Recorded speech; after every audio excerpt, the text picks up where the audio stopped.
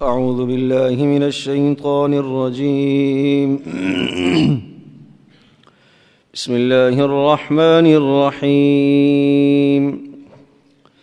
وإذ قيل لهم اسكنوا هذه القرية وكلوا منها حيث شئتم وقولوا حطة وادخلوا الباب سجدا نغفر لكم خطيئاتكم سنزيد المحسنين فبدل الذين ظلموا منهم قولا غير الذي قيل لهم فأرسلنا عليهم رجزا من السماء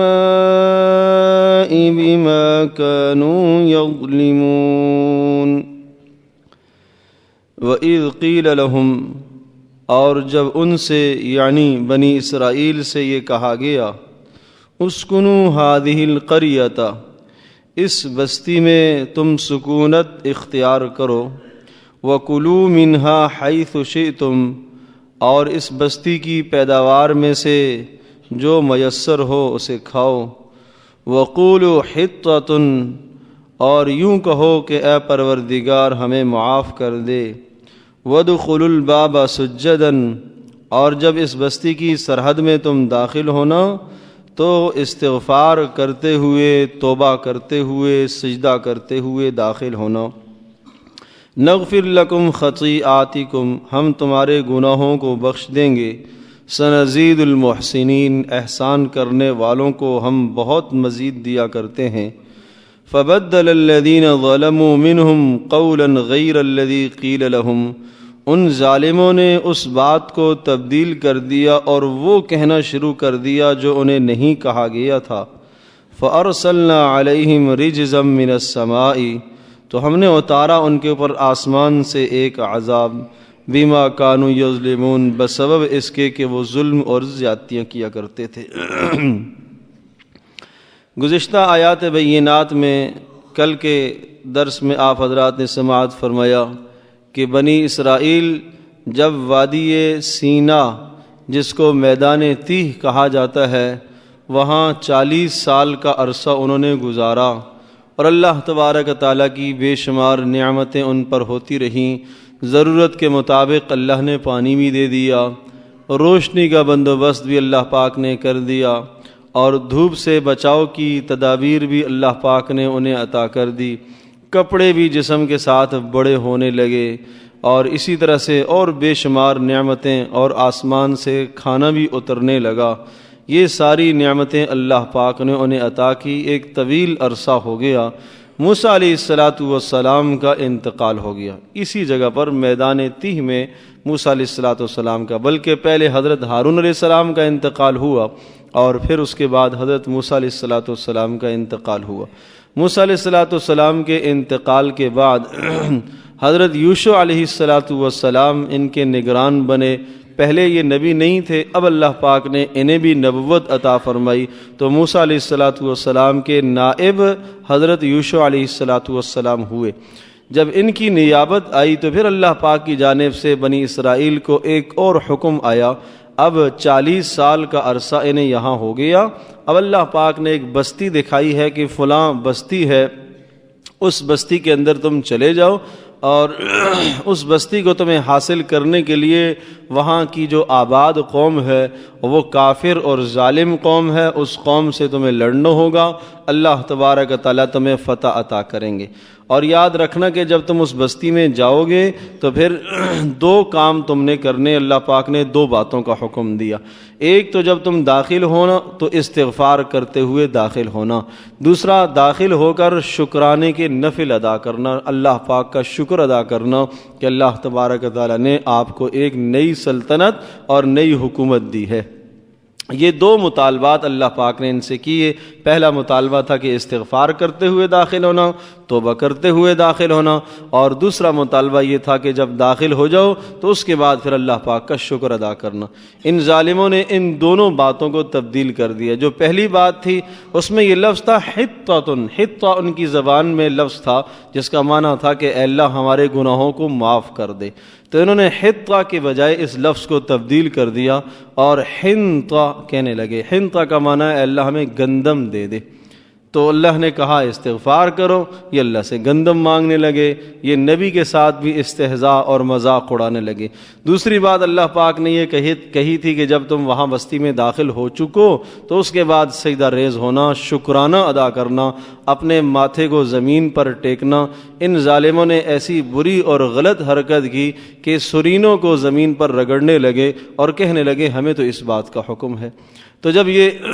دونوں باتوں انہوں نے پھیر دی جس مقصد کے لیے اور جو کام اللہ پاک نے دو بتائے تھے، جو مطالبات کیے تھے، اللہ پاک نے اللہ کے ان مطالبات کو جب انہوں نے پورا نہیں کیا تو پھر اللہ پاک کی جانب سے عذاب آیا، اور وہ عذاب آیا، ایسا عذاب آیا کہ اللہ پاک نے طاعون کی بیماری ان پر مسلط کر دی۔ ہزاروں کے ہزاروں انسان ایک ایک دن مر گئے، 70,000 ایک دن، اگلے دن پھر، اگلے دن پھر۔ تو اس طرح سے ان کی قوم کے جو سرکش لوگ تھے، باغی اور نافرمان لوگ تھے، وہ سارے کے سارے ہلاک اور برباد ہوئے۔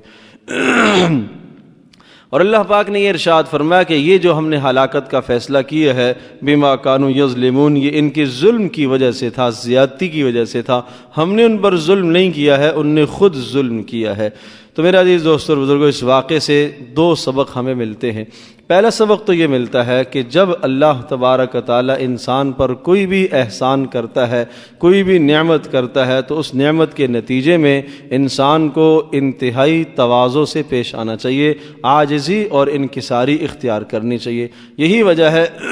کہ نبی پاک صلی اللہ علیہ وسلم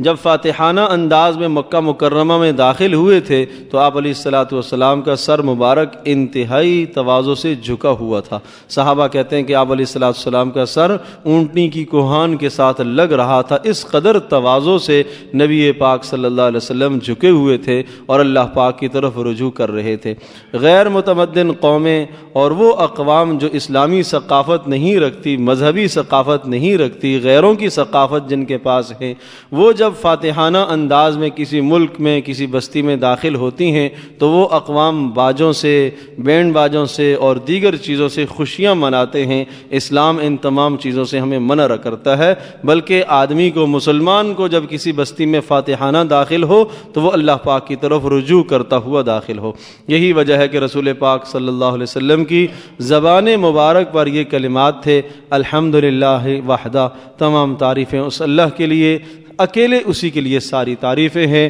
وَنَصَرَ عَبْدَ، جس نے اپنے نبی کی مدد کی ہے، وَهَزَمَ الْأَحْزَابَ وَحْدَ، اور جس نے اکیلے تمام لوگوں کو شکست دی ہے، مشرکوں کے لشکروں کو جس اکیلے نے شکست دی ہے، وَأَنْجَزَ وَعْدَهُ، اور اس نے اپنے نبی کے ساتھ جو وعدہ کیا تھا اس وعدے کو پورا کر کے دکھایا۔ تو پہلا سبق تو ہمیں یہ ملتا ہے کہ جب بھی ہمیں کوئی نعمت ملے، مراد اس سے فاتحانہ بستی میں داخل ہونا بھی ہے، اور اگر اللہ پاک ایک زمین کی نعمت دیتا ہے، مکان کی نعمت دیتا ہے، ایک آدمی کے پاس پہلے سے مکان نہیں تھا، اللہ نے یہ نعمت عطا فرمائی، اللہ پاک نے زمین خریدنے کی توفیق عطا فرمائی، تو اس موقع پر آدمی کی زبان پر اللہ پاک کے شکر کے کلمات ہو، ایک تو استغفار بھی کرتا رہے، اور دوسرا سبق یہ ملتا ہے کہ آدمی اللہ تبارک تعالیٰ کا شکر بھی ادا کرے۔ اور تیسری بات اس سے یہ بھی سمجھ میں آتی ہے کہ یہ انسان کے لیے زبردست امتحان اور آزمائش کا موقع ہوتا ہے کہ اللہ پاک نے اسے نعمتیں دی ہیں، اب اللہ پاک دیکھنا چاہتا ہے